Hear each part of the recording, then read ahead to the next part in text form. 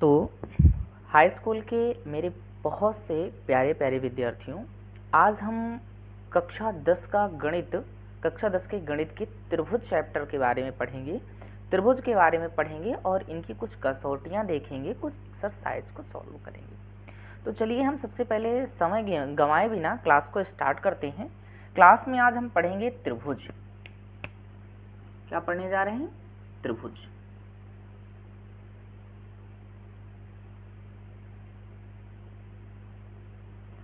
त्रिभुज में ज़्यादा हमें कॉन्सेप्चुअल यहाँ पर नहीं पढ़ना है, तो दो चार चीज़ें हैं जो हम रट लेंगे या पढ़ लेंगे, तैयार कर लेंगे तो हमारा त्रिभुज कंप्लीट हो जाएगा। तो त्रिभुज की बात यदि करें तो सबसे पहले त्रिभुज क्या होता है कि किन्हीं तीन बंद आकृतियों से घिरा हुआ किन्हीं तीन भुजाओं से घिरी हुई बंद आकृति को त्रिभुज कहते हैं। त्रिभुज 6 प्रकार के होते हैं, ठीक है। तो सबसे पहले इन 6 में हम देखते हैं कोण के आधार पर त्रिभुज। कोण के आधार पर, कोण के आधार पर त्रिभुज 3 प्रकार के होते हैं, ठीक है। पहला होता है, या पहला नहीं कह सकते हो, कोई भी कह सकते हो, समकोण त्रिभुज। समकोण त्रिभुज। दूसरी बात किया जाए तो न्यून कोण त्रिभुज। न्यून कोण त्रिभुज। एक कोण के आधार पर और बनता है अधिक कोण त्रिभुज। अधिक कोण त्रिभुज, ठीक है। तो ये कोण के आधार पर 3 त्रिभुज बने, समकोण त्रिभुज, न्यून कोण त्रिभुज, अधिक कोण त्रिभुज, ठीक है। दूसरी बात यदि हम करें कि भुजाओं के आधार पर भी त्रिभुज को वर्गीकृत किया गया है। भुजाओं के आधार पर, भुजाओं के आधार पर, तो भुजा के आधार पर भी त्रिभुज कितने प्रकार के होते हैं? 3 प्रकार के होते हैं। कौन कौन सा? एक होता है समबाहु त्रिभुज। समबाहु त्रिभुज, ठीक है। दूसरी बात हम करें तो विषम बाहु त्रिभुज। विषम बाहु त्रिभुज। तीसरी बात हम याद करें कि समद्विबाहु त्रिभुज। समद्विबाहु त्रिभुज। तो ये त्रिभुज हमारे कितने प्रकार के हो गए? 6 प्रकार के त्रिभुज हो गए। समकोण त्रिभुज, न्यून कोण त्रिभुज, अधिक कोण त्रिभुज, समबाहु त्रिभुज, विषम बाहु त्रिभुज और समद्विबाहु त्रिभुज। तो इन समकोण त्रिभुज क्यों कहा जाता है? इसका जो एक कोण है, एक कोण कम से कम 90 डिग्री का होना चाहिए। एक कोण 90 डिग्री, ऐसा त्रिभुज जिसकी एक कोण 90 अंश का हो, वो त्रिभुज समकोण त्रिभुज कहलाता है। न्यून कोण यानी कि इसकी सारी भुजाएं क्या हो? 90 डिग्री से कम हो। 90 डिग्री से कम हो। इसमें भी क्या हो? 90 डिग्री से अधिक हो। 90 से अधिक हो। एक कोण 90 से क्या होना चाहिए? अधिक होना चाहिए। अब समबाहु त्रिभुज में क्या होता है? सारी भुजा बराबर क्या होती हैं?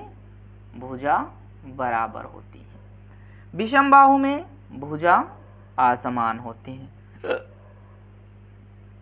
भुजा असमान होंगी। समद्विबाहु में कोई दो भुजा बराबर, कोई दो भुजा क्या होगी? बराबर होगी। कोई दो भुजा बराबर देखकर चलेंगे। तो ये हो गया त्रिभुज, ठीक है, कोण के आधार पर भी और भुजाओं के आधार पर भी। इसके पश्चात हम देखते हैं कि समरूपता। इन त्रिभुज में या इस चैप्टर में समरूपता, सर्वांशम शब्द बार बार आएगा, और ये क्या होता है इसके बारे में हम अधिक जानकारी हम आपको देना चाहेंगे।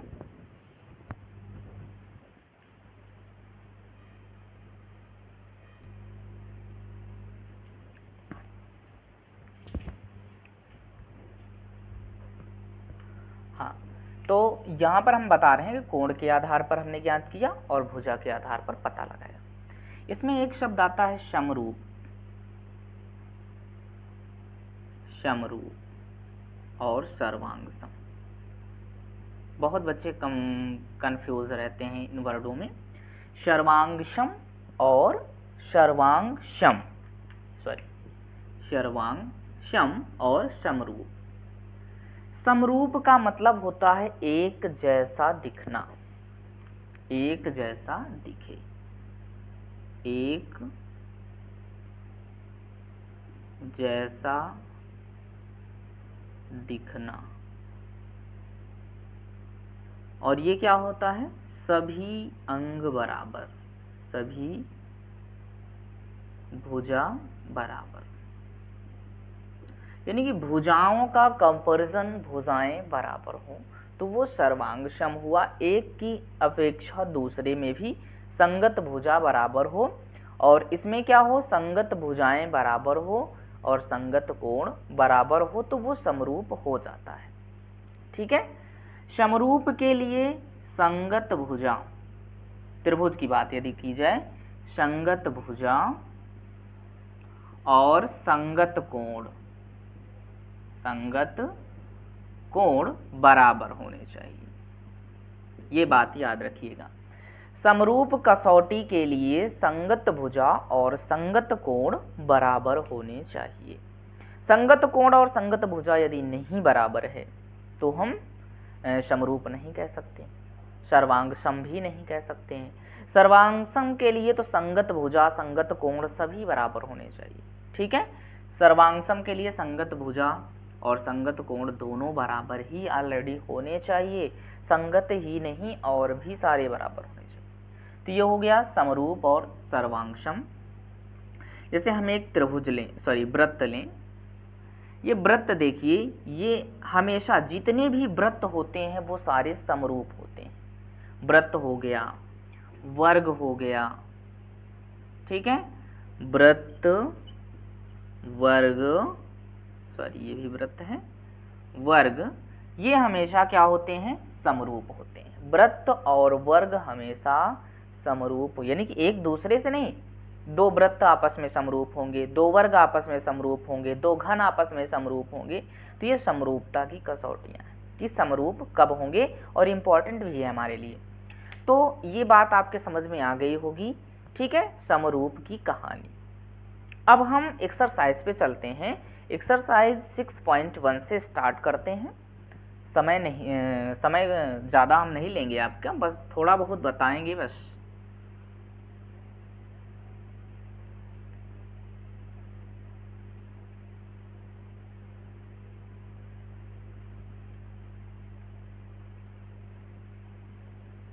बहुत इजी तरीके से हम पढ़ेंगे कि बोर्ड एग्ज़ाम को देखते हुए कि बोर्ड एग्ज़ाम में क्या क्या चीज़ें आएंगी। पढ़ने के लिए तो इसमें बहुत कुछ है, लेकिन हम सिर्फ बोर्ड एग्ज़ाम टारगेट कर रहे हैं कि बोर्ड एग्ज़ाम में कैसे पूछा जाएगा, किस प्रकार के क्वेश्चंस होंगे इसमें। ठीक है, तो बोर्ड एग्ज़ाम हम टारगेट करते हुए चल रहे हैं। तो सबसे पहले 6.1 त्रिभुज की 6.1 यानी कि हाई स्कूल में 6.1 का फर्स्ट क्वेश्चन से फर्स्ट क्वेश्चन हम देखते हैं। पहला क्वेश्चन क्या कह रहा है, या पहले क्वेश्चंस के बारे में हम पढ़ेंगे। चलिए फर्स्ट क्वेश्चन,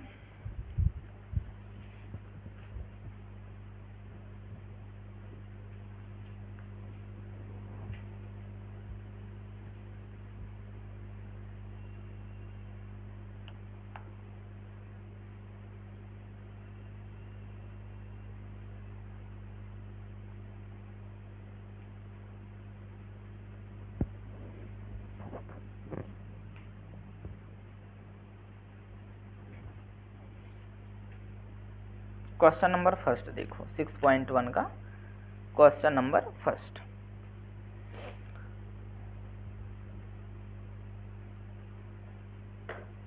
पहला क्वेश्चन देखिए क्या कह रहा है, सभी वृत्त होते हैं, ब्रैकेट में दिया सर्वांगसम या समरूप।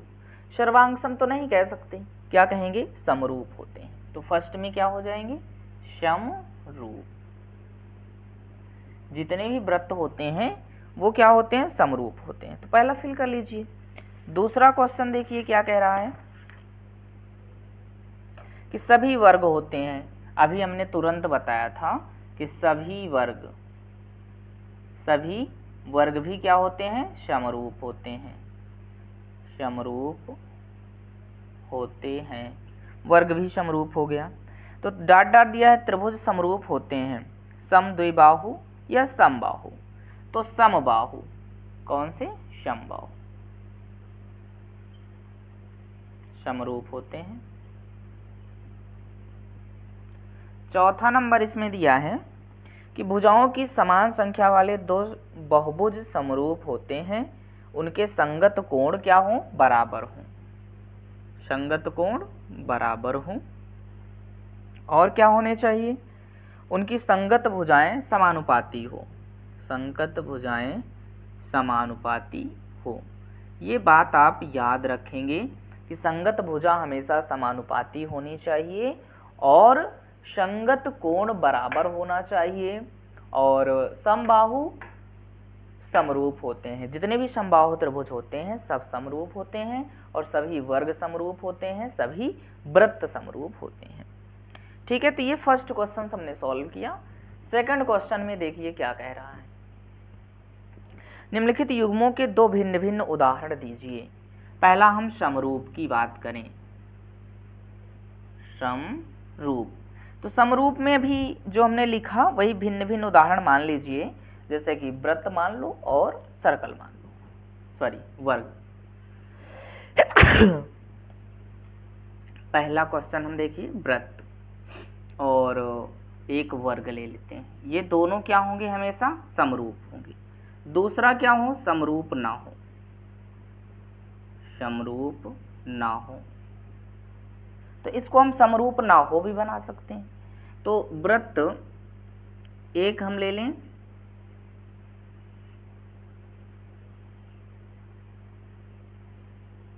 समकोण हो गए। एक हम ले लें समबाहु त्रिभुज, समकोण त्रिभुज, समबाहु त्रिभुज। ठीक है, तो इसमें अगर दो संगत भुजाएं बराबर हम नहीं दिखा सकते, ये 3 सेमी, ये 2 सेमी, ये मान लो 4 सेमी, ये 5 सेमी, ये सारी कितनी है, 2 सेमी, 2 सेमी, 2 सेमी। तो ये क्या हो गए, समरूप नहीं है। ठीक है, त्रिभुजों की समरूपता, दो त्रिभुज समरूप होते हैं, उनके संगत कोण बराबर हो तथा उनकी संगत भुजाएं भी क्या होनी चाहिए, अनुपात में समानुपाती हो। तो ये समरूप की कसौटी है। इसमें थर्ड नंबर क्वेश्चन देखिए, क्वेश्चन नंबर थर्ड भी हम यहीं पर समझा देते हैं। थर्ड में क्या दिया है, ध्यान दीजिएगा, दो चतुर्भुज हैं कुछ इस प्रकार के, ए बी सी डी। एक हम और बनाते हैं, कुछ इस प्रकार का है। देखो नेमिंग में कुछ इधर उधर हो सकता है, पी क्यू आर एस। ठीक है, इसमें इसकी प्रत्येक भुजा जो है वो 3 सेमी है, 3 सेमी, ये भी 3 सेमी, ये भी 3 सेमी, और ये क्या है 1.5 सेमी, 1.5 सेमी, 1.5 सेमी और 1.5 सेमी। तो इन दोनों को बताना है कि समरूप हैं कि नहीं है। ठीक है, देखिए आकृतियों की जो भुजाएं हैं, इस आकृति की प्रत्येक भुजा क्या है, समान है। इस आकृति की प्रत्येक भुजा क्या है, समान है, किंतु इनके संगत कोण बराबर नहीं है। इसमें प्रत्येक कोण क्या है, 90 डिग्री के हैं और इनके 90 डिग्री नहीं है। तो भुजा क्या है, समानुपातिक हो सकते हैं, लेकिन कोण क्या है, संगत बराबर नहीं है। यानी कि संगत कोण बराबर नहीं है, अर्थात ये समरूप नहीं है, ये आकृतियां समरूप ही नहीं है, समरूप नहीं है। तो समरूप क्यों नहीं है ये आकृतियां, अभी हमने इसमें आपको बताया, और समरूप क्यों है ये भी हमने बताया, और कब समरूप होते हैं कब नहीं होते हैं, और जितने भी वृत्त होते हैं वो सारे समरूप होते हैं, जितने भी वर्ग होते हैं सारे समरूप होते हैं, सारे समबाहु त्रिभुज क्या होते हैं, समरूप होते हैं। तो ये समरूप की कसौटियाँ थी, समरूप क्यों होते हैं, कैसे होते हैं, कब होते हैं। ठीक है, ये फर्स्ट एक्सरसाइज में सिर्फ इतने ही क्वेश्चन थे। एक्सरसाइज नंबर फर्स्ट हमने सॉल्व किया। और हाँ, यहाँ पर श्योर है कि आप हमें ये जाने कि समरूप क्यों है और क्यों नहीं है, यही इंपॉर्टेंट निष्कर्ष इस एक्सरसाइज से मिलेगा आपको।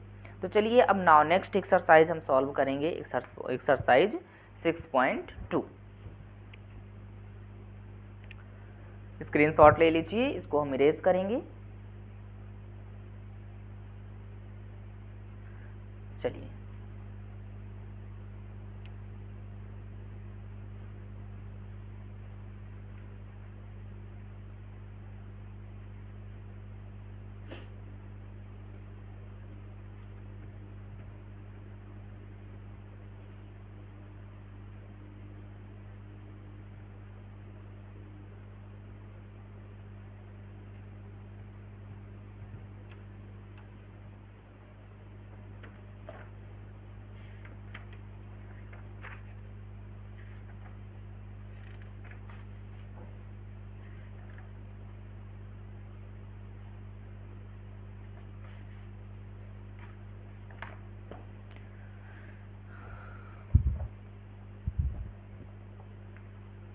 चलिए 6.2 देखते हैं, त्रिभुज।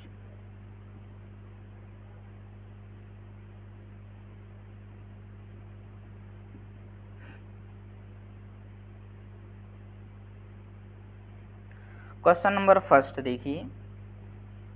फर्स्ट में क्या है, आकृति दिया है 6.17, 1 और 2 में दो आकृतियां हैं आपके पास।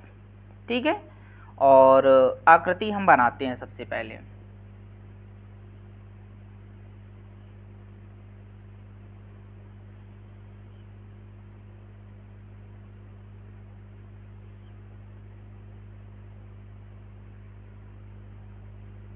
ए बी सी डी ई, ये 1 सेमी है, ये 1.5 सेमी है, ये 3 सेमी है। एक आकृति बन गई। दूसरी आकृति भी हम बनाते हैं, कुछ ऐसा बना है।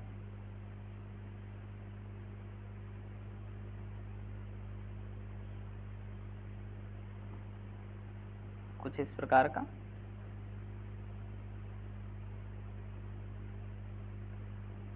ए बी सी, यहाँ पर डी ई, ये दिया है 7.2 सेमी, ये दिया है 1.8 सेमी, और ये दिया है 5.4 सेमी। इसकी एक खास बात और दिया है कि DE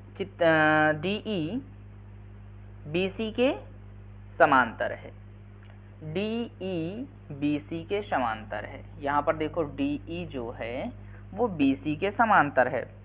पहले और दूसरे में, फर्स्ट में EC और सेकंड में AD ज्ञात कीजिए। फर्स्ट में हमें क्या ज्ञात करना है, EC, और सेकंड में हमें क्या ज्ञात करना है, AD ज्ञात करना है।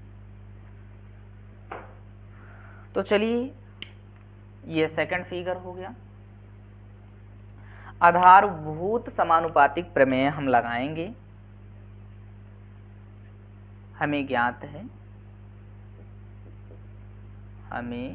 ज्ञात है त्रिभुज ABC में DE समांतर है किसके, BC के। ठीक है, इसलिए आधारभूत समानुपातिक प्रमेय से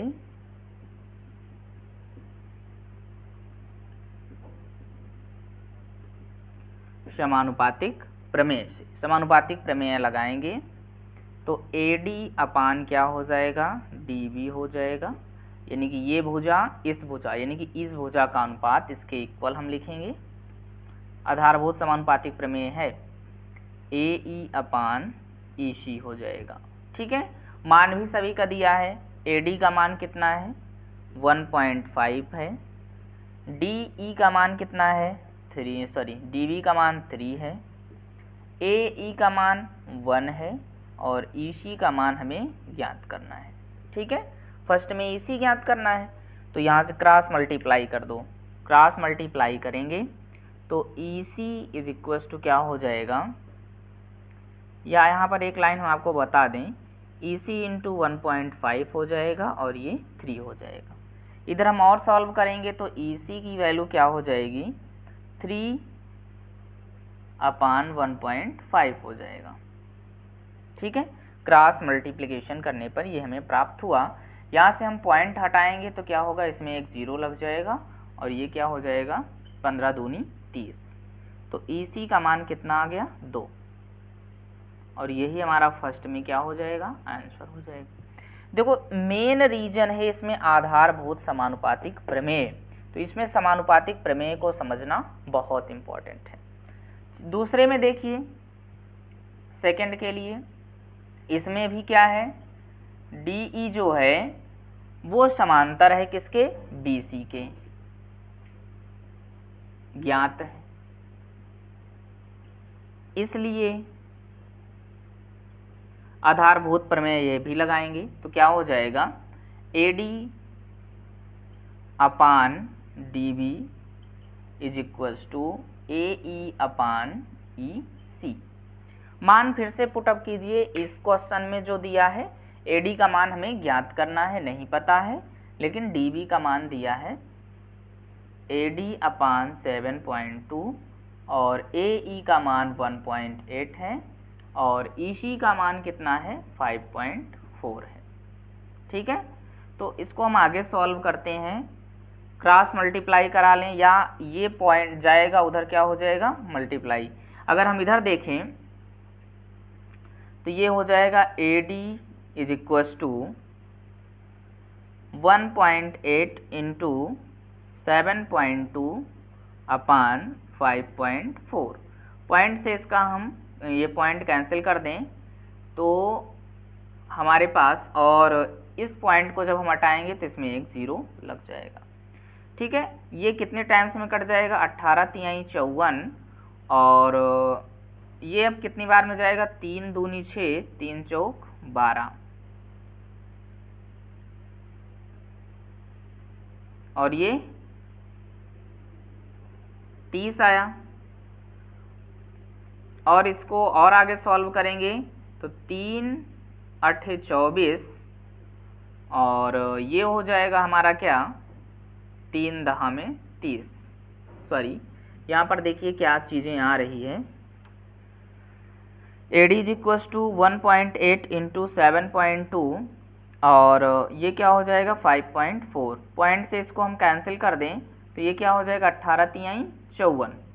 ठीक है, 3 से इसको हम कैंसिल करेंगे, 3 दूनी 6 3 चौक 12 तो ये हो जाएगा 2.4। तो AD का मान कितना आ जाएगा 2.4 आ जाएगा।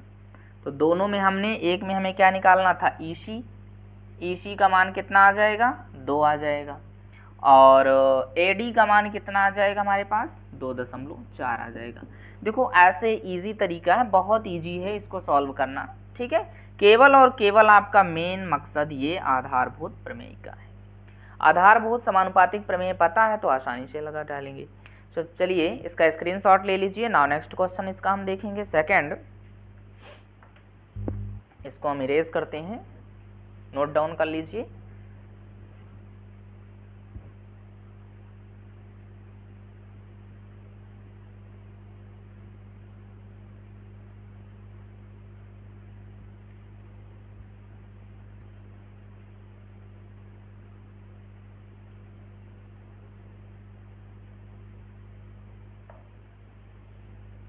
किसी त्रिभुज PQR की भुजाओं PQ और PR पर क्रमशः बिंदु दे रखा है, E और F स्थित है। निम्नलिखित में से प्रत्येक स्थिति के लिए बताइए कि क्या EF समांतर है QR के।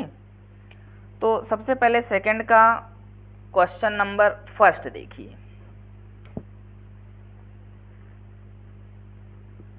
और समांतर है, यानी कि प्रत्येक स्थिति में दिखाना है कि ई एफ जो है वो समांतर है किसके, क्यू आर की।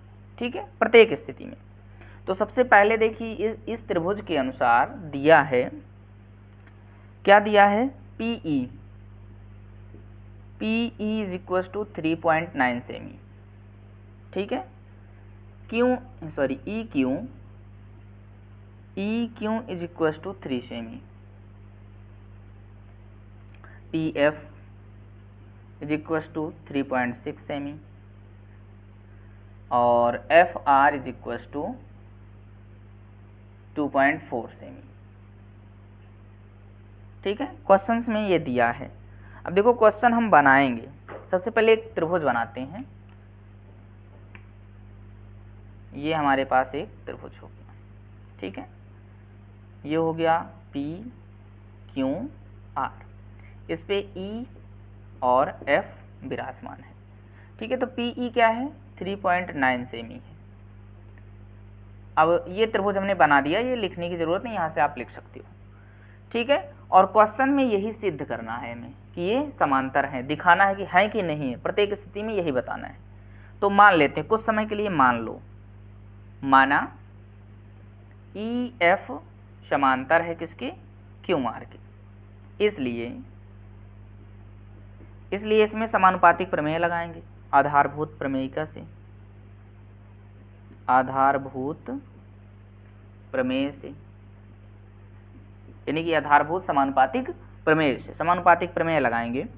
तो PE upon EQ, PE upon EQ, PF upon FR। ठीक है, इन सभी का मान वहां यहां से देखिए, PE का मान कितना है, 3.9 है, EQ का मान 3 सेमी है, PF का मान 3.6 है और 2.4। इन सभी को आगे सॉल्व करेंगे। ठीक है, तो ये हो जाएगा, यहाँ से दशमलव हटाओ, इसमें एक 0 बढ़ा लो, यहाँ से दशमलव हट गया, यहाँ से भी दशमलव हट गया। ठीक है, तो यहाँ से क्या हो जाएगा, 3 दहा में 30 और 13 तियां 39, इधर आ गया 13/10। और दूसरी तरफ क्या आ जाएगा, 6 छंग 36 और 6 चौको 24, 2 तिहाई 6, 2 दूना 4, 6 छंग 36, 6 चौको 24, ये आ जाएगा 3/2। ठीक है, तो अगर इधर देखें, ये हमारे पास अगर इसको और आगे सॉल्व करें तो 1.3 हो जाएगा, और ये वैल्यू हमारे पास क्या आ जाएगी, 1.5 आ जाएगी। ठीक है, यानी कि 2 × 2 2 पंचे 10। तो ये क्या है, यहाँ पर यदि हम देखा जाए तो PE अर्थात लिखेंगे PE upon EQ does not equal to PF upon FR। इसलिए EF QR के समांतर नहीं है।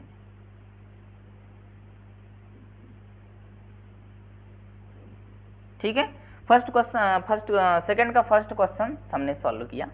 क्यों समांतर नहीं है, इसका रीजन भी हमने बताया कि दोनों तरफ बराबर नहीं है, इसलिए समांतर नहीं है। और मेन है आपका यही आधारभूत प्रमेयिका। आधारभूत प्रमेयिका पता है तो आराम से इजी तरीके से लगाते चले जाओगे। बहुत इजी है, माइंड में बैठाना है कि कैसे हम लगाते हैं, कैसे सॉल्व करते हैं, बस। ठीक है, तो इसका आप स्क्रीनशॉट ले लीजिए। नाउ हम इरेज करके इसका हम सेकंड पार्ट देखते हैं। बाकी सारे आप लगा लोगे, इसका सेकंड और थर्ड लगा लोगे। हम थर्ड क्वेश्चन पे बढ़ते हैं। ठीक है, चलिए इसको इरेज करते हैं, देखेंगे हम क्वेश्चन नंबर थर्ड।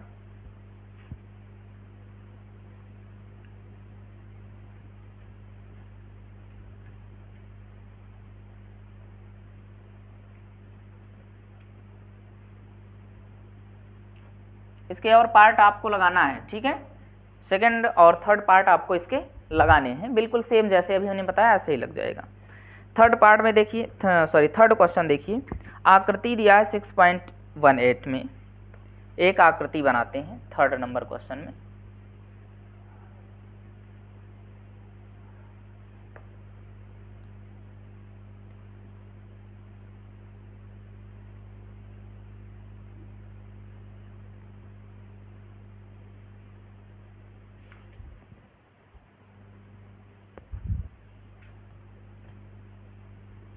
चलिए क्वेश्चन नंबर थर्ड हम देखते हैं। इसमें दिया है एल एम सी बी के समांतर है, एल एम प्रश्नानुसार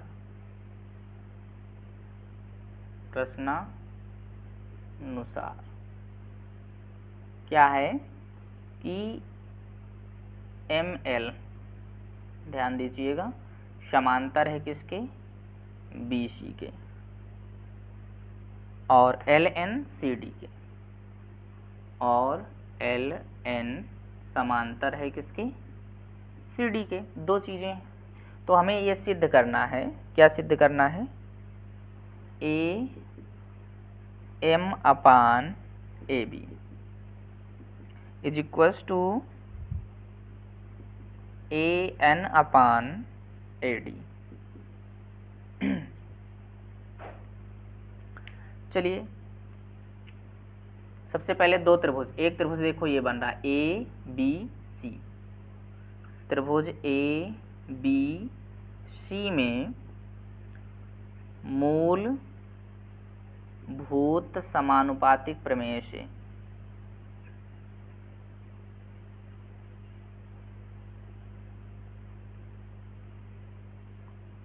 से समानुपातिक प्रमेय लगाएंगे तो क्या हो जाएगा, ए एम, ठीक है, इसको हम लिखेंगे A M upon A B is equal to A L upon A C. Equation number first suppose कर लेंगे। दूसरा ट्रायंगल हम लेंगे ए डी सी से, ट्रायंगल ए डी सी से या सी में मूलभूत समानुपातिक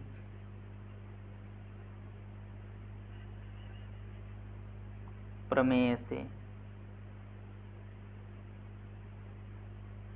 चलो मूलभूत समानुपातिक प्रमेय लगाएंगे तो क्या हो जाएगा, ए एन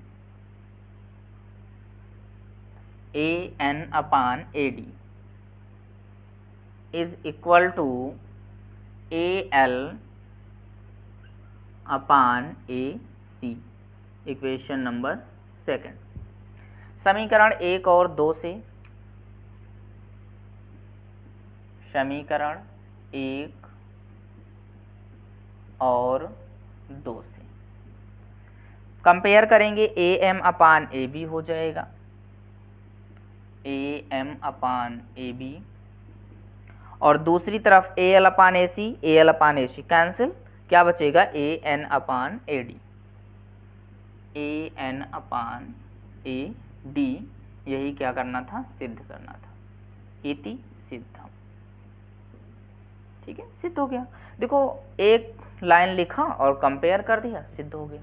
तो ये था question number third, note down कर लीजिए। नाउ नेक्स्ट क्वेश्चन हम देखेंगे, क्वेश्चन नंबर 4।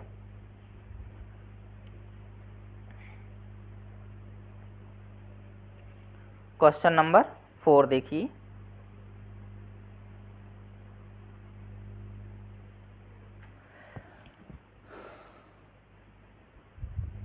इरेज करते हैं इसको, ठीक है। क्वेश्चन नंबर 4 के लिए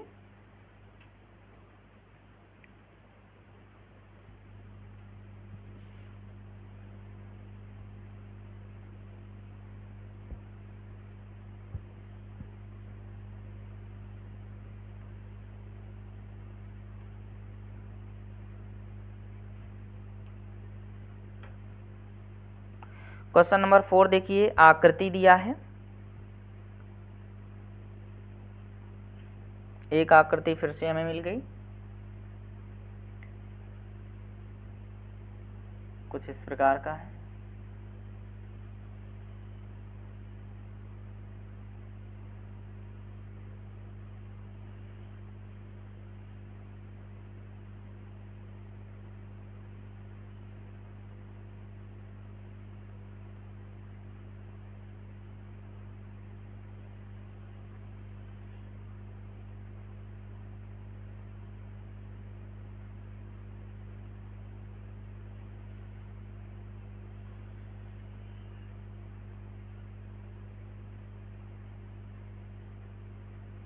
आकृति बनी हुई है, ध्यान दीजिएगा।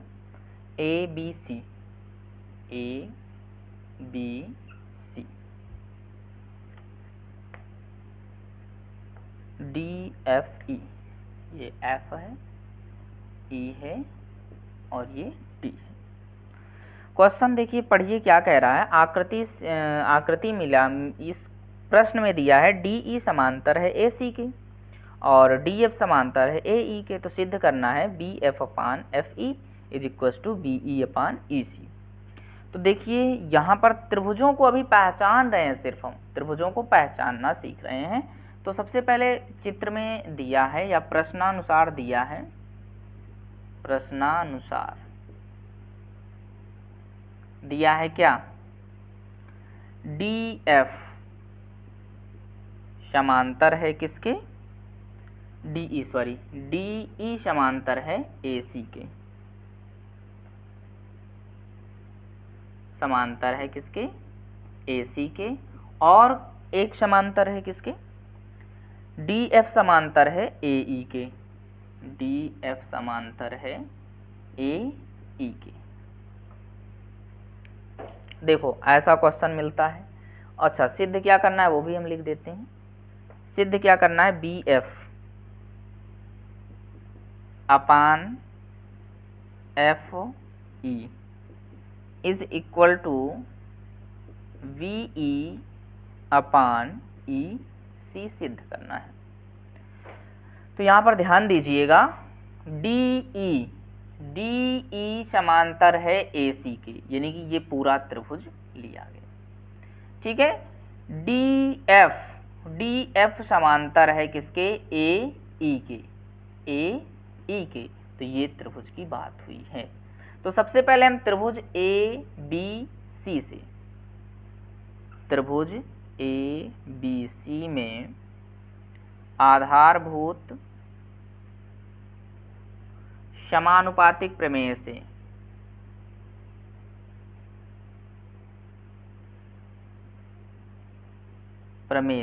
जैसा अभी हमने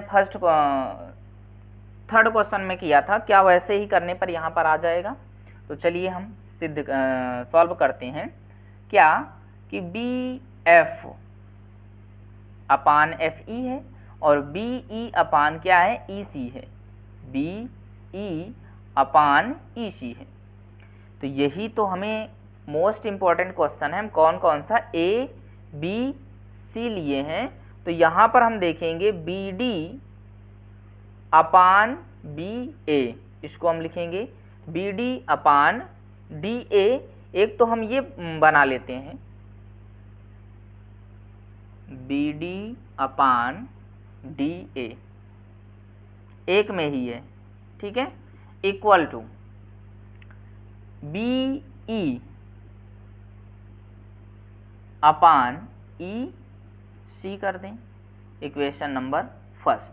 ये बात आपके समझ में आ गई होगी कि B D upon D A हमने किया है और डी ई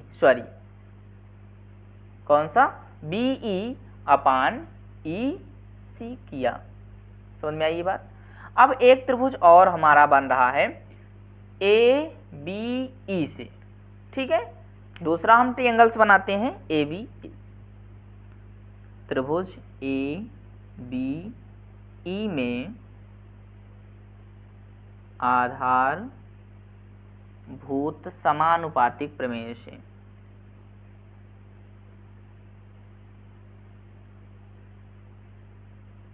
समानुपातिक प्रमेय इसमें हम लगाएंगे। तो देखो कौन सामने लिया, ए बी ई, तो इसमें भी हम लगा दें B D upon D A is equal to क्या हो जाएगा, B F upon F E, B F upon B F upon F ई।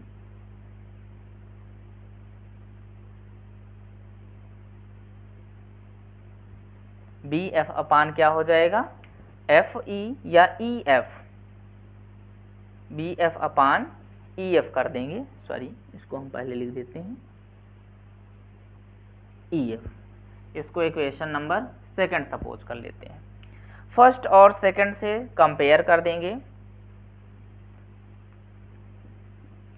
समीकरण 1 और 2 से B D upon D A, B D upon D A दोनों में मिल रहा है, तो ये लिखा जाएगा B F upon E C.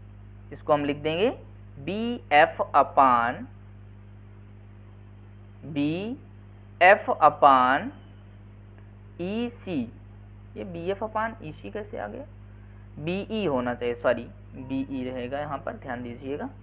तो हम समीकरण 1 तथा 2 से हम कंपेयर करेंगे, तो ये हो जाएगा V E upon E C is equal to V E upon E F. ठीक है, कंपेयर करने पर हमारे पास क्या, B F upon F E मिलना चाहिए था, वी एफ अपान एफ ई,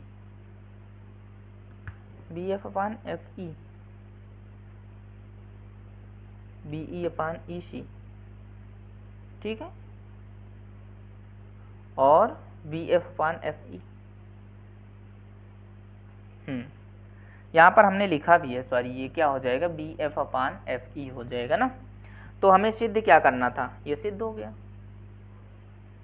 ठीक है, V F upon F C upon B E upon E C,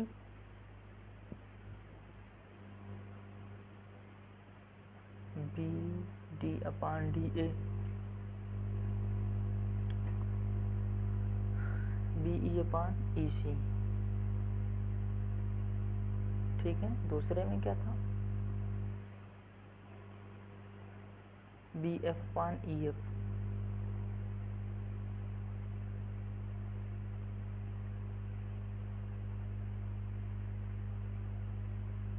तो ये क्या हो गया, सिद्ध हो गया, इति सिद्धम। यहाँ पर सिर्फ और सिर्फ लिखना है और लिखकर देखना है कि कैसे हम इसको सिद्ध करते हैं। ठीक है, केवल और केवल लिखा 2 स्टेप और कंपेयर कर दिया, हमें प्राप्त हो गया। ठीक है, ना नेक्स्ट क्वेश्चन हम देखेंगे, क्वेश्चन नंबर 5। इसका स्क्रीनशॉट ले लीजिए। ना हम इरेज करेंगे इसको।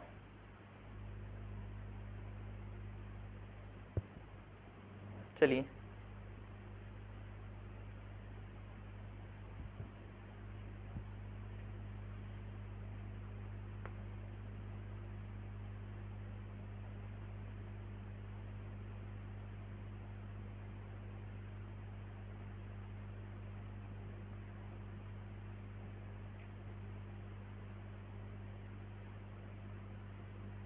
क्वेश्चन नंबर 5 देखिए, आकृति एक और दिया है 6.20।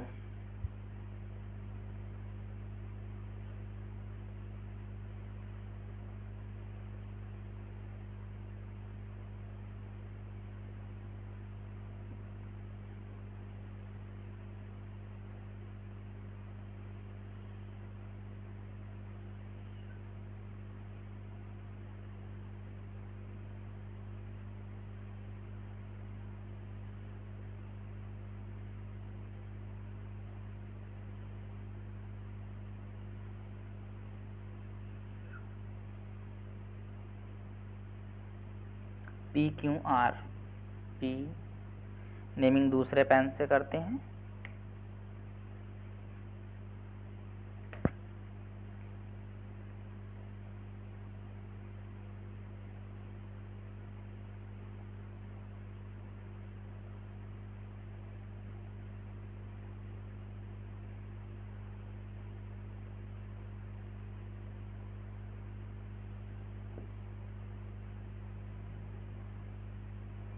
P Q R, E D F, E D F, और ये हो गया O। इसमें दिया है चित्रानुसार, प्रश्नानुसार दिया है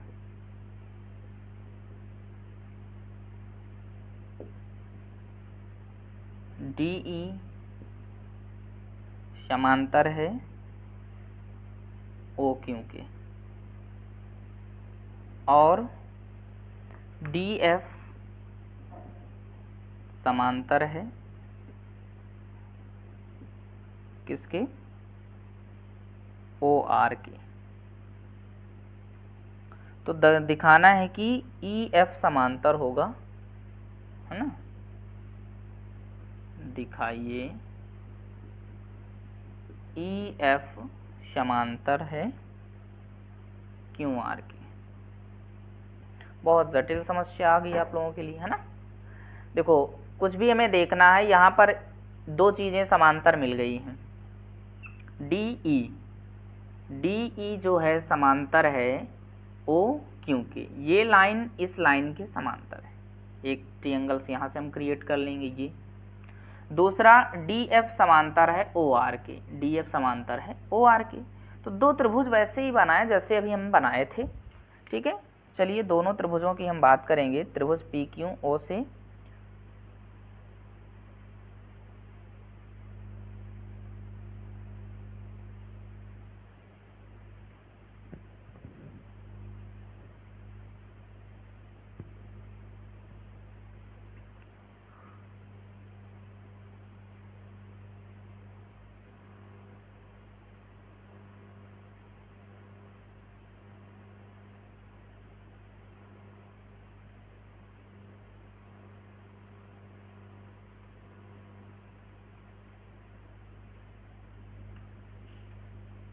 चलिए, तो सबसे पहले हम त्रिभुज देखते हैं PQO से।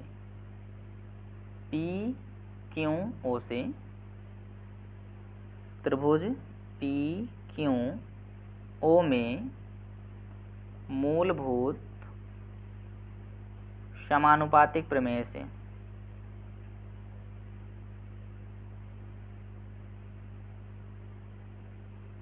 क्या हो जाएगा, इसको हम लिखेंगे, ये लाइन जो है इस लाइन के समांतर है, तो इसको हम लिखेंगे PE upon EQ is equal to, क्या लिखा जाएगा, PD upon DO, equation number first. ये समझ में आ गया, ठीक है। अब वैसे ही एक त्रिभुज हमारे पास ये है PRO, त्रिभुज PRO से O में मूलभूत समानुपातिक प्रमेय से, समानुपातिक प्रमेय लगाएंगे। देखो क्या हो जाएगा, PF दिख रहा है, PF upon FR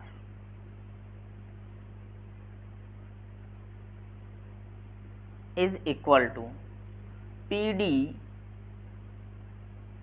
upon DO, equation number second मिल गया, ठीक है। फर्स्ट और सेकंड दोनों का कंपेयर कर देंगे, समीकरण 1 तथा 2 से। समीकरण 1 और 2 देखेंगे तो PD upon DO, PD upon DO, तो इसको हम लिखेंगे PE upon EQ, PE upon EQ is equal to PF upon FR, PF upon FR। यहाँ पर देखो इस लाइन में PQ में E स्थित है और PR में F स्थित है। PE में PQ में देखा जाए तो E स्थित है और PR में F स्थित है। तो ये जो पी एफ है ये दोनों स्थितें लाइन है पी डी और डी ई, ठीक है, एक दूसरे में स्थित हैं। एफ ई और एफ क्रमशः भुजाएं पी क्यू और पी आर पर स्थित हैं। यहां पर देखेंगे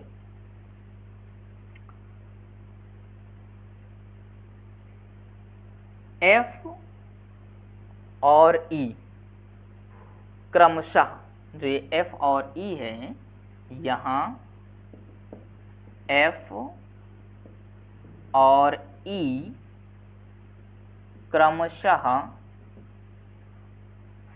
पी क्यू और पी ई पर स्थित है। पी क्यू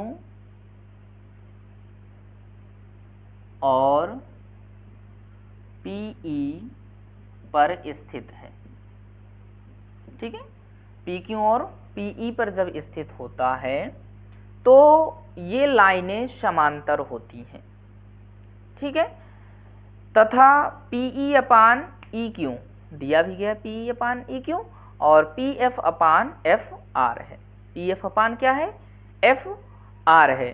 तो यहां से समीकरणों को हमने मिलाया, कंपेयर किया, ठीक है, दोनों में देखा स्थित भी है इसलिए कंपेयर किया। तो यहां से ई और एफ भुजाएं पी क्यू और पी आर को एक ही अनुपात में विभाजित करती हैं। यहां एफ और ई दोनों भुजा पी क्यू और पी आर को विभाजित करती हैं।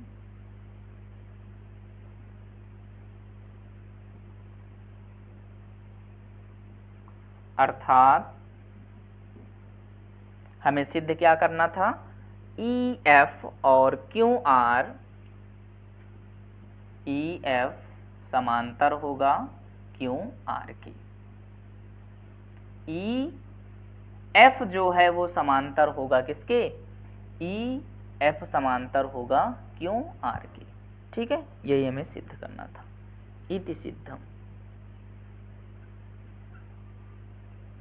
ये हमारा सिद्ध हो गया। इजी तरीके से सिद्ध किया, बस 2 स्टेप हमने लिखा और मेन रीजन ये आपको समझना है ये क्यों सिद्ध हो गया। इसका स्क्रीनशॉट ले लीजिए और इसे सॉल्व कर लीजिए। नाउ नेक्स्ट क्वेश्चन हम देखेंगे, क्वेश्चन नंबर 6।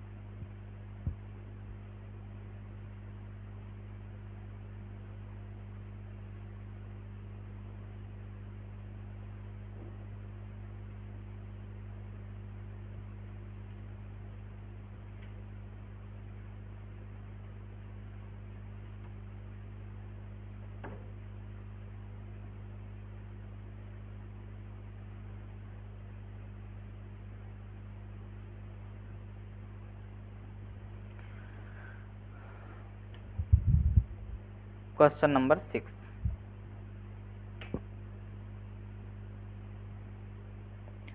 में भी आकृति बनी हुई है। चलिए देखते हैं, पहले फिगर बनाते हैं।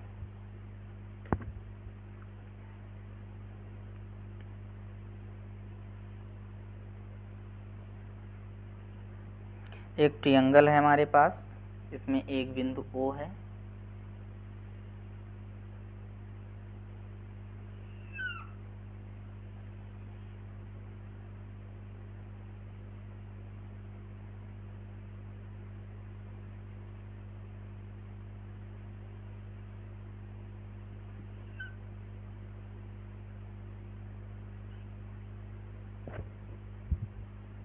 ABC, P Q R A B C। ठीक है, यहाँ पर देखिए जो दिया गया है क्वेश्चन में, एक बिंदु O है, ठीक है, यहाँ पर एक बिंदु O है जिससे B, C, A और B को मिलाया गया है। ठीक है, स्थित बिंदुएं हैं एक दूसरे के। तो इस प्रश्न में दे रखा है कि AB जो है वो PQ के समांतर है। AB PQ के समांतर है प्रश्नानुसार। AB रेखा, ये वाली रेखा PQ के समांतर है, PQ के समांतर हो गई, लिख दिया हमने। दूसरी क्या है, AC PR के समांतर है, AC PR के समांतर है, और AC जो है वो PR के समांतर है। तो हमें सिद्ध क्या करना है, तो दर्शाइए, क्या दर्शाना है, BC QF के समांतर है, QP के समांतर है। ये हमें सिद्ध करना है। ये जो एक लाइन आपको दिख रहा है यही आपको सिद्ध करना है। ठीक, तो इसको सिद्ध करने के लिए सबसे पहले हम क्वेश्चन में देखेंगे कि जो त्रिभुज दिया गया उसमें हम मूलभूत समानुपातिक प्रमेय ही लगाएं। ठीक है, तो सबसे पहले हम त्रिभुज ले लें PQO, एक त्रिभुज ये निकाल लें, दूसरा PRO निकाल लें। ठीक है, दो त्रिभुज हम निकाल लें OPQ, जैसे OPQ, यहाँ पर लिखिए त्रिभुज OPQ में आधारभूत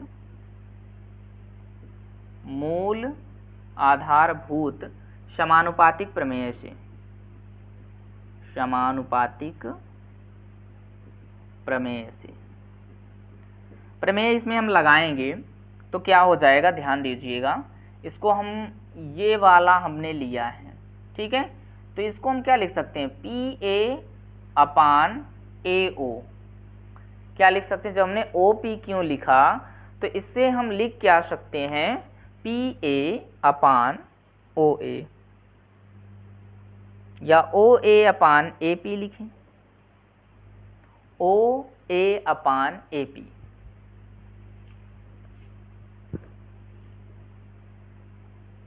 OA/AP इज इक्वल टू, क्या लिखें, OB/QB, इक्वेशन नंबर फर्स्ट।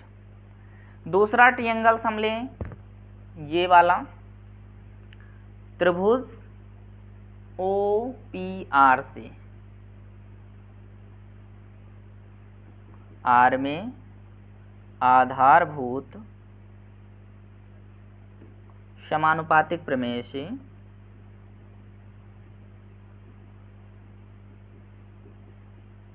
समानुपातिक प्रमेय हम लगाएंगे तो क्या हो जाएगा, ध्यान दीजिएगा। जैसे अभी इसके लिए हमने लिखा, सेम यहीं पर ये भी लिखेंगे, OA/AP, ब्लैक पेन से ही लिखें तो ज़्यादा अच्छा रहेगा। OA/AP इज इक्वल टू, क्या हो जाएगा, OC/CR, इक्वेशन नंबर सेकंड हो गया। समीकरण 1 और 2 को हम मिला दें, ठीक है, समीकरण 1 तथा 2 से, समीकरण 1 तथा 2 से क्या मिलेगा हमें, OA/AP है और यहाँ पर भी OA/AP है, दोनों में OA/AP है, तो हमारे पास बचेगा क्या, OB/QB। इसको हम लिखेंगे OB/QB is equal to OC upon CR। ठीक है, अर्थात लिख सकते हो, अर्थात त्रिभुज OQR में, वही प्रमेय लगाएंगे। OQR में क्या हो जाएगा, OB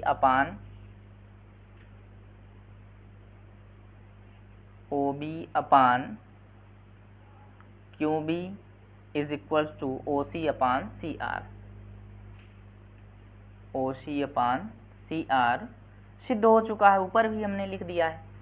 ठीक है, चाहे हम ये त्रिभुज लेते हैं फिर भी वही आता है, ये त्रिभुज लेते हैं फिर भी वही आता है, तो इसमें कोई दिक्कत वाली बात नहीं है। यहाँ से हम क्या लिखेंगे कि अर्थात B और C भुजाएं, अर्थात B और C बिंदु भुजाएं कौन कौन से, B देखो OQ और OR, OQ और OR को क्या करते हैं, समान अनुपात में विभाजित करती हैं, एक ही अनुपात में विभाजित करती हैं।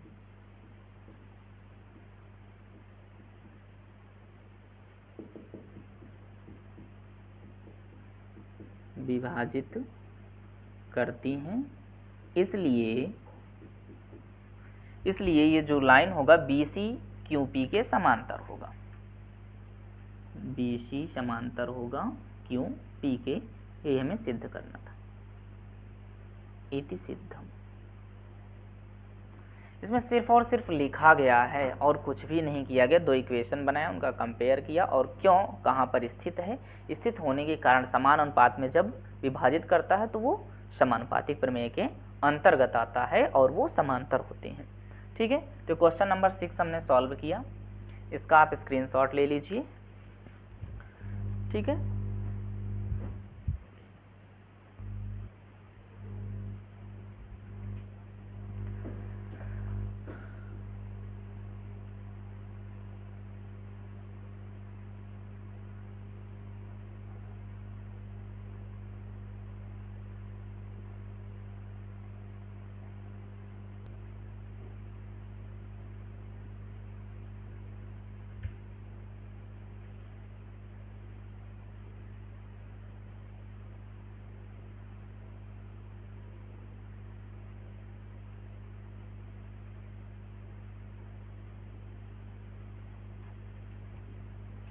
नाउ नेक्स्ट क्वेश्चन हम देखेंगे, क्वेश्चन नंबर 7।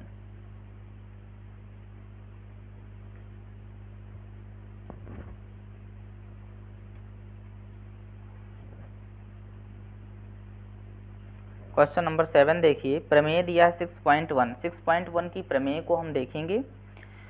प्रयोग करते हुए सिद्ध कीजिए कि एक त्रिभुज की एक भुजा के मध्य बिंदु से होकर दूसरी भुजा के समांतर खींची गई रेखा तीसरी भुजा को समद्विभाजित करती है। ठीक है, आप लोग याद कर लीजिए, क्या कह रहा है, याद कीजिए कि आप इसे कक्षा 9 में सिद्ध कर चुके हैं। ठीक है, तो सबसे पहले हम एक थेल्स का प्रमेय लेते हैं। थेल्स की प्रमेय के अनुसार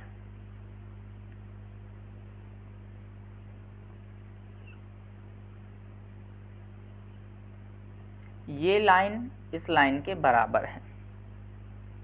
ठीक है, हम मान लें A B C D और E। यहाँ पर क्या दिखाया जा रहा है, प्रयोग करते हुए सिद्ध कीजिए कि त्रिभुज की भुजा हम मान लेते हैं, माना DE समांतर है BC के। ठीक है, तो त्रिभुज में हम थेल्स प्रमेय लगाएंगे, थेल्स की समानुपातिक प्रमेय। त्रिभुज ABC में थेल्स की समानुपातिक प्रमेय से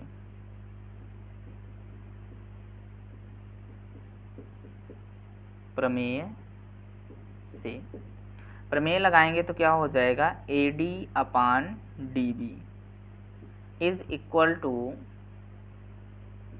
AE/EC, ठीक है। और यहाँ पर देखो ये जो दो लाइनें खींची हैं ना, इन दोनों लाइनों का मतलब ये एक दूसरे के बराबर हैं, ठीक है। थेल्स के अनुसार AD इक्वल है BD के, और जब AD BD के इक्वल हो जाएगा, सॉरी यहाँ पर क्या होगा, BD हो जाएगा, तो इसका मान पूरा क्या हो जाएगा, 1 हो जाएगा। यानी कि यहाँ पर लिखेंगे AE/EC बचेगा 1 हो जाएगा, EC उधर गुणा हो जाएगा, तो AE क्या बचेगा, EC का बराबर EC के बचेगा। और AE का जो मध्य बिंदु है D है, ठीक है। AE का मध्य बिंदु D है, और जब AE का मध्य बिंदु D है तो इस समानुपातिक प्रमेय के अनुसार AC का मध्य बिंदु क्या होगा, E होगा। अर्थात AC का मध्य बिंदु क्या हो जाएगा, E होगा। इसका मध्य बिंदु E हो जाएगा, और जब ये मध्य बिंदु E हो जाएगा तो हमारे पास क्या हो जाएगा, DE समांतर BC के होगा। अर्थात DE समांतर हो जाएगा BC। ये हमें सिद्ध करना था, सिद्ध हो गया, ठीक है। ये हमने क्वेश्चन नंबर 7 बहुत इजी तरीके से सिद्ध किया, ठीक है। मानकर भी लिख सकते हो, इस प्रकार से सिद्ध करके इसके नीचे लिखोगे, और कुछ करना है नहीं। नाउ नेक्स्ट क्वेश्चन हम देखेंगे, क्वेश्चन नंबर 8। इसका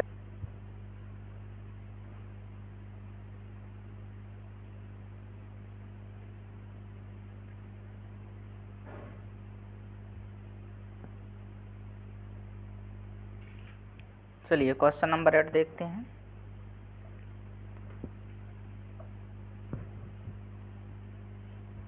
क्वेश्चन नंबर 8 में क्या कह रहा है, प्रमेय 6.2 का प्रयोग करते हुए सिद्ध कीजिए कि एक त्रिभुज की किन्हीं दो भुजाओं के मध्य बिंदु को मिलाने वाली रेखा तीसरी भुजा के समांतर होती है, तीसरी भुजा के समांतर होती है।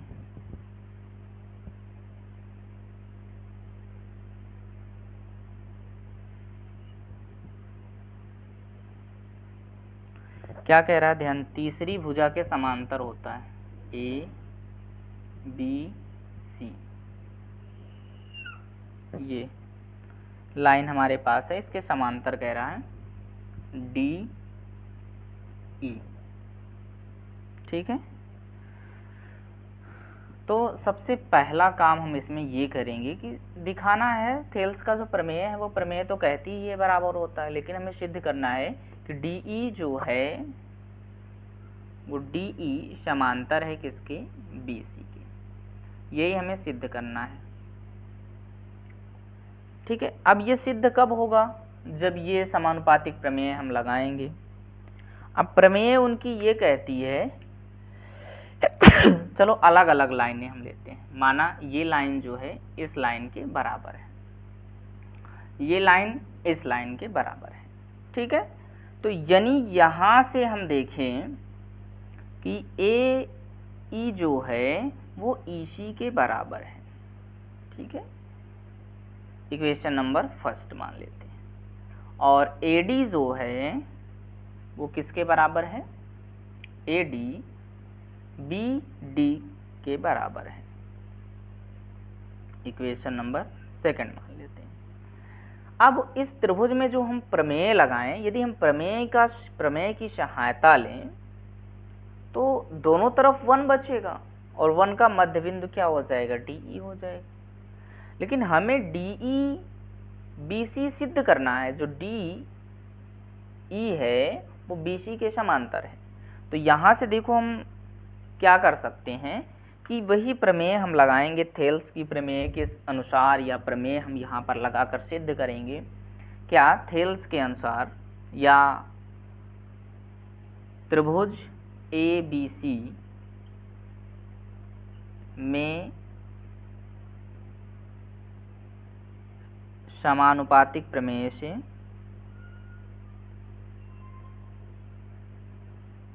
प्रमेय से समानुपातिक प्रमेय हम लगाएंगे तो क्या हो जाएगा, ए डी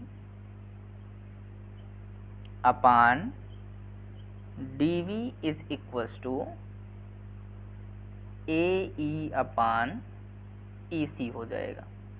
ठीक है, और दोनों तरफ हम क्या करें, दोनों पक्षों में, ठीक है, एक जोड़ने पर, और दोनों में एक जोड़ेंगे तो क्या हो जाएगा, A D upon D B plus का 1 और ए E upon E C plus का 1। तो ये लिखा जाएगा ए डी प्लस का D B upon D V is equals to A E upon E C plus का ई सी। इसको हम क्या लिख सकते हैं, A D upon D V को हमारा ए बी हो जाएगा अपान डी बी हो जाएगा, इधर क्या हो जाएगा, ए ई सी सॉरी ए सी अपान ई सी हो जाएगा।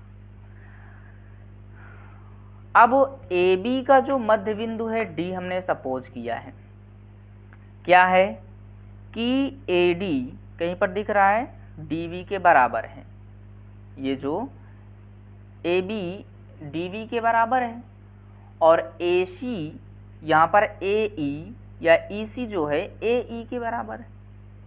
तो यहाँ से हम बदल सकते हैं, क्या लिखेंगे, D we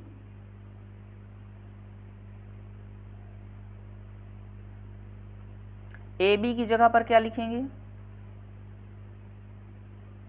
B D sorry B D की जगह पर हम क्या लिखेंगे, ए डी। तो A B upon A D, और इधर हम लिखेंगे ए सी, ई सी की जगह पर ए ई, ए ई। ठीक है, तो ए सी जो है, ए सी ए बी के बराबर हो गया। यहाँ पर देखो ये जो है ए सी के बराबर दिख रहा है और ए सी ए ई के बराबर दिख रहा है,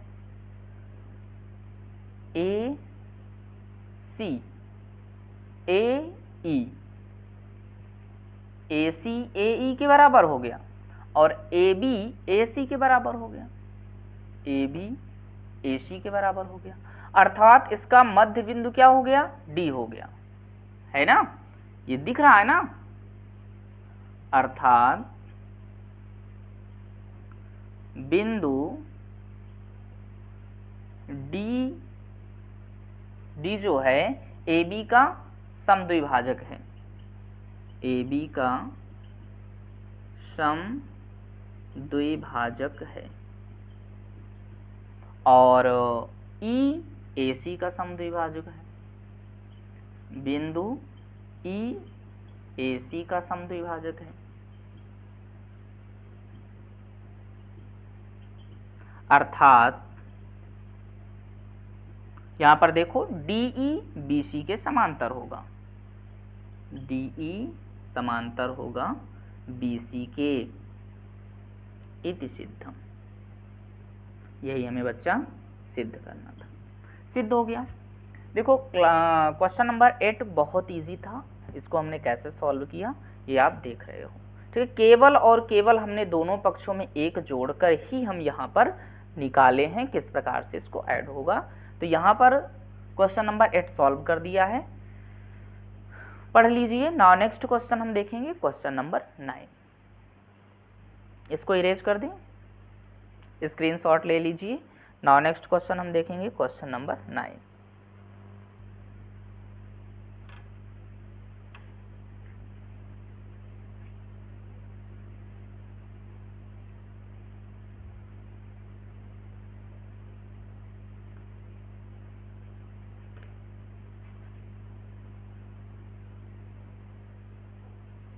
क्वेश्चन नंबर 9 देखिए, ए बी सी डी एक समलंब है जिसमें से ए बी समांतर है डी सी के तथा इसके विकर्ण परस्पर बिंदु ओ पर प्रतिच्छेद करते हैं। तो दर्शाइए कि A O B O AO/BO is equal to CO/DO। एक समलंब चतुर्भुज हमें बनाना है। क्या बनाना है? समलंब चतुर्भुज।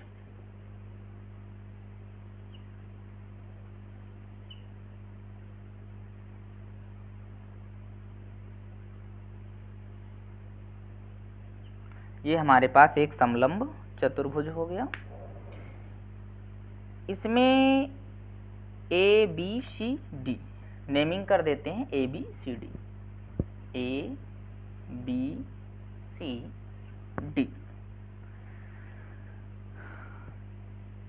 ये विकर्ण है, विकर्ण को हम मिला देते हैं।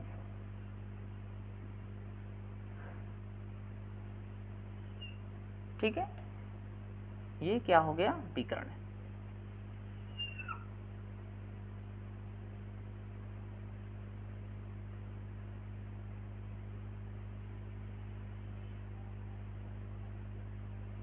जहां पर प्रतिच्छेद कर रहे हैं एक दूसरे को, वो बिंदु O हो गया।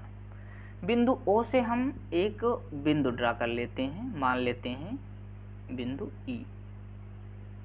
ठीक है, अब इनमें जो त्रिभुजों हम देखेंगे, त्रिभुज की कौन कौन से त्रिभुज बन रहे हैं। तो यहाँ से ABDC के समांतर बता रहा है। AB यानी कि प्रश्नानुसार दिया है AB समांतर है CD के, AB CD के समांतर है। और जब AB CD के समांतर होता है, ठीक है, तो हम समानुपातिक प्रमेय लगा सकते हैं। तो समानुपातिक प्रमेय हम लगाएंगे। ठीक है, तो सबसे पहले विकर्ण AC और BD के लिए हम देखते हैं। AC विकर्ण आपको दिख रहा होगा, ABCD, तो एक लाइन से लिखते हैं, सॉरी, इसका नेमिंग हम C कर देते हैं, इसका नेमिंग हम D कर देते हैं।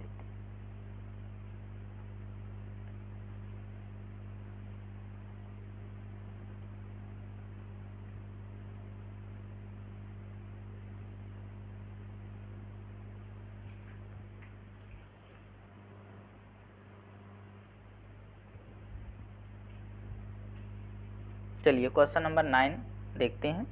एक समलंब चतुर्भुज बनाते हैं। सबसे पहले समलंब चतुर्भुज ही देखो।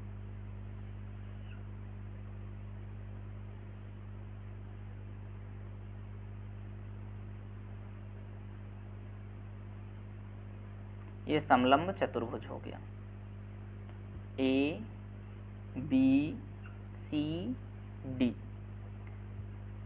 A को हम विकर्ण बिंदु C से मिलाए और D को हम बिंदु B से मिला दिए।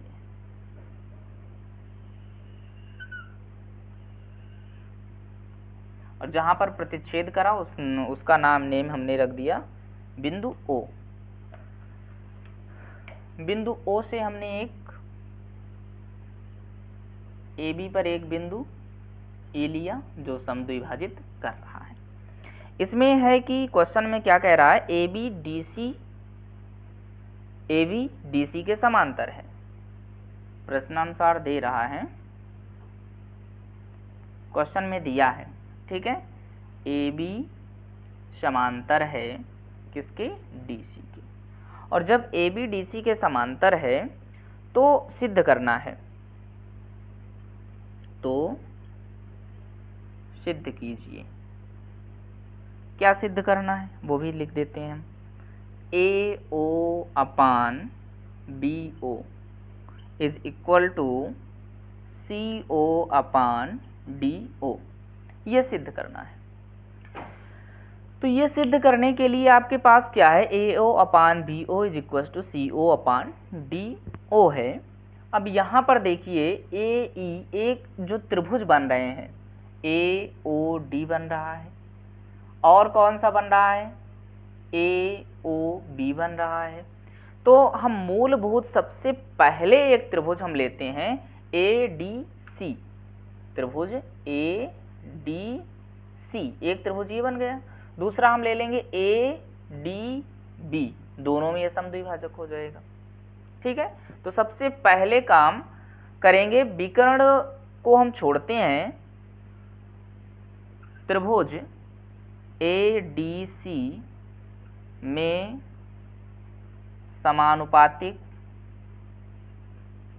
समानुपातिकता प्रमेय से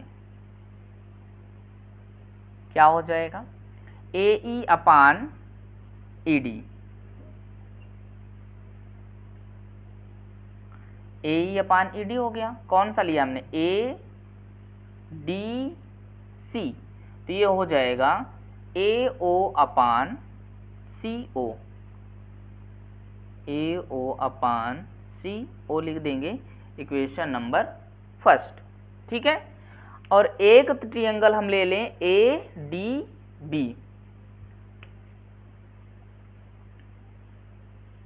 तथा त्रिभुज ADB में आधारभूत समानुपातिक प्रमेय से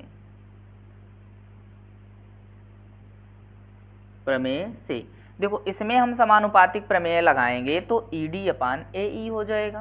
क्या हो जाएगा, ED अपान AE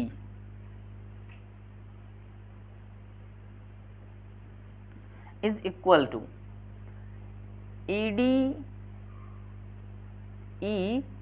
अपान AE लिखा, और पहले में हमने क्या लिखा था, AE अपान ED लिखा था।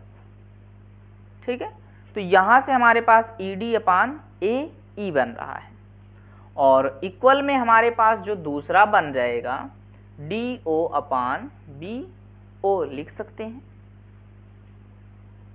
DO upon BO। अब देखो ध्यान से, AE अपान ED दूसरे में क्या है, चेंज है। अगर हम इसको चेंज कर दें, उलट दें, ठीक है, पलट दें, तो ये समानुपातिक प्रमेय है ही है। इसको हम लिख सकते हैं AE upon ED is equals to, ये हो जाएगा BO अपान DO। ये इक्वेशन नंबर सेकंड हो गया। फर्स्ट और सेकंड का कंपेयर कर दें, समीकरण 1 तथा 2 से क्या हो जाएगा, AO upon CO is equals to BO upon DO। यही हमें क्या करना था, सिद्ध करना था। AO अपान BO हमारे पास क्या आया, अगर हम यहाँ पर क्रॉस मल्टीप्लाई करा दें, इंटीग्रेशन कराएंगे तो AO इंटू का DO हो जाएगा, और ये CO इंटू का BO हो जाएगा। तो यहाँ पर AO और ये इसके नीचे में आ जाएगा BO इज इक्वल्स टू, इधर क्या बचा, CO अपान DO, और यही क्या करना था, सिद्ध करना था। इति सिद्धम।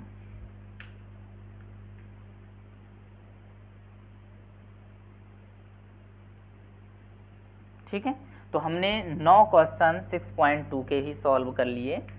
अब एक क्वेश्चन, लास्ट क्वेश्चन बचा हुआ है, क्वेश्चन नंबर 10। ये होमवर्क है, ये आपको सॉल्व करना है। ठीक है, फिर हम आगे देखते हैं। ठीक है, तब तक के लिए धन्यवाद।